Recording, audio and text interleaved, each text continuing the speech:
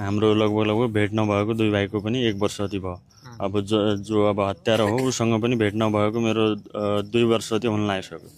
त्यहाँभन्दा अगाडि पुनामा हामी अब एउटै होटलमा काम गर्थ्यौँ पहिला।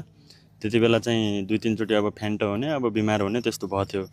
अनि त्यहाँभन्दा पछाडि अब यो यहाँ बिमार भइरहन्छ, यो यहाँ काम गर्न सक्दैन, यसलाई घर पठाउनु पर्यो भनेर अनि त्यसो गरेर उसलाई घर पठाइयो। उहाँभन्दा पछाडि उता पुनातिर पनि गएन, अब मसँग काम गर्न पनि गएन उता।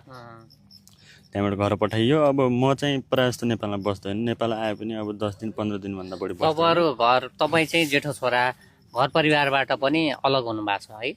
म चाहिँ मेरो छोरो जन्मिसकेपछि अब पहिला छुट्टिसकेँ। अलग भन्दा पनि अब मैले अलग जग्गा जमिन लिइसकेको थिएँ। त्यस्तो मनमुटाव भएर छुट्टिएको होइन। अब सल्लाहले नै अब मैले घर परिवारको सल्लाहले मैले अब अलग जमिन लिएर अब अलग त्यसरी घरद्वार बनाएर म चाहिँ अलग बसिसकेको अहिले लगभग 7 वर्ष हुन लाग्यो। घरको जेठो बाठो छोरा भनौँ, अब चाहिँ जो 16 दिने बालक छन् उसको भविष्यको कुरा पनि आउँछ, काँधमा जिम्मेवारी थप्यो।